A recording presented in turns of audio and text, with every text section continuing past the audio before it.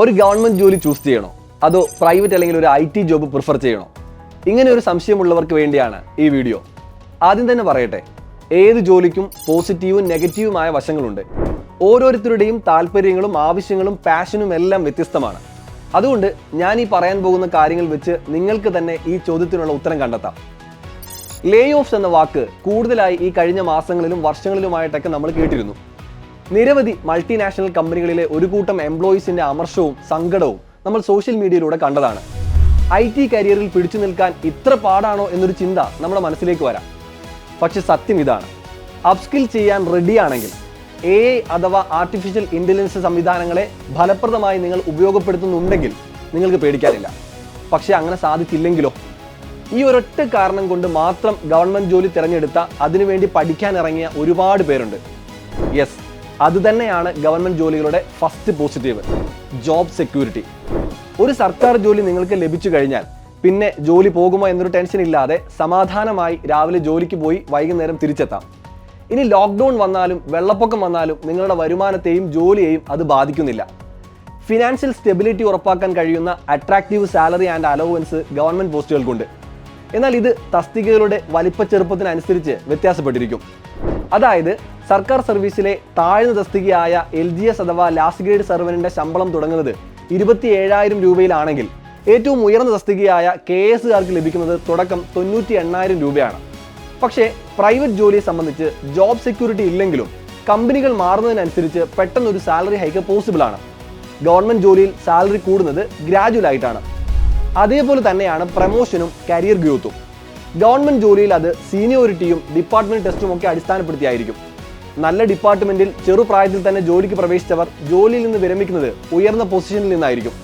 എന്നാൽ പ്രൈവറ്റ് ജോലിയിൽ അവരുടെ സ്കില്ലിന്റെ അടിസ്ഥാനത്തിൽ വേഗത്തിൽ കരിയർ പ്രോഗ്രഷൻ സാധ്യമാണ്. ഇനി DA അഥവാ ഡിയർനെസ് അലവൻസ്, HRA അഥവാ ഹൗസ് റെന്റ് അലവൻസ്, TA അഥവാ ട്രാവൽ അലവൻസ്, ഇതുപോലെയുള്ള ആനുകൂല്യങ്ങളും കമ്പാരിറ്റീവ്ലി ഗവൺമെന്റ് പോസ്റ്റുകൾക്കാണ് കൂടുതൽ.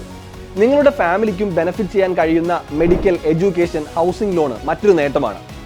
ഇതോടൊപ്പം തന്നെ ഓർക്കേണ്ട ഒരു കാര്യമാണ് pension and retirement benefits. Government ജോലിയുടെ ഒരു പ്രധാന ഹൈലൈറ്റ് ആണല്ലോ അത്. 2013 വരെ ഒരു സർക്കാർ ജീവനക്കാരന്റെ പെൻഷൻ ഫണ്ട് പൂർണ്ണമായും ഗവൺമെന്റ് നൽകിയിരുന്നു. എന്നാൽ ഇപ്പോൾ ജീവനക്കാരൻ സാലറിയിൽ നിന്നും 10% ഡിപ്പോസിറ്റ് ചെയ്യും.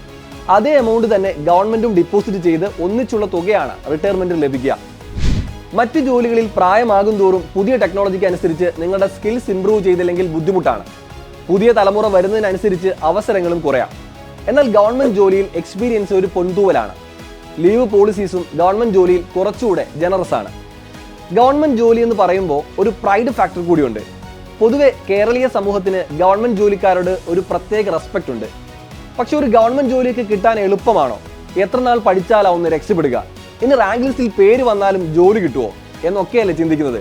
എന്നാൽ ഗവൺമെന്റ് ജോലി നേടുക എന്നത് അത്ര കടുപ്പമേറിയ കാര്യമൊന്നുമല്ല. അതിന് കുറച്ച് കാര്യങ്ങൾ കൃത്യമായി ഫോളോ ചെയ്യണമെന്ന് മാത്രം. ഇപ്പോൾ ഒരു ആവറേജ് ഡേറ്റ നോക്കിയാൽ ഒരു വർഷം ഏകദേശം 15 ലക്ഷം ഉദ്യോഗാർത്ഥികളാണ് വിവിധ PSC പരീക്ഷകൾക്ക് അപ്ലൈ ചെയ്യാറുള്ളത്. എന്നാൽ അതിൽ തന്നെ സീരിയസ് ആയി ആ ജോലിക്ക് വേണ്ടി മെനക്കിടുന്നവർ വെറും 10%.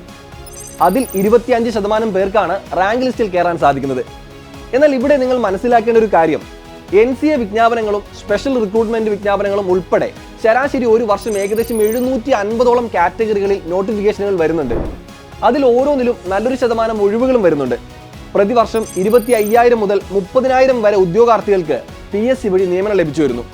മാത്രമല്ല പലരും വിദേശ രാജ്യങ്ങളിലേക്ക് പോകുന്നത് പോലെയുള്ള സോഷ്യൽ സിറ്റുവേഷൻസ് കാരണം പണ്ടത്തേക്കാൾ അവസരങ്ങൾ കൂടുന്നു എന്നതാണ് സത്യം. കൂടാതെ പോലീസ് കോൺസ്റ്റബിൾ, SI തുടങ്ങിയ യൂണിഫോം തസ്തികകളിൽ എല്ലാ വർഷവും നോട്ടിഫിക്കേഷനുകൾ വന്നുകൊണ്ടിരിക്കും. സോ സ്റ്റേബിൾ ആയ, സെക്യൂർ ആയ, മികച്ച salary, pension, work life balance ഇതൊക്കെയാണ് നിങ്ങൾ മുൻഗണന കൊടുക്കുന്നതെങ്കിൽ ഗവൺമെന്റ് ജോലി ചൂസ് ചെയ്യാം. പകരം tech related skills, passion related jobs അല്ലെങ്കിൽ എയർലി റിട്ടയർമെന്റ് പ്ലാൻ ഉള്ള ഒരാളാണ് നിങ്ങളെങ്കിൽ നിങ്ങൾ അതിനോട് ബന്ധപ്പെട്ട കരിയർ ഫോക്കസ് ചെയ്യണം.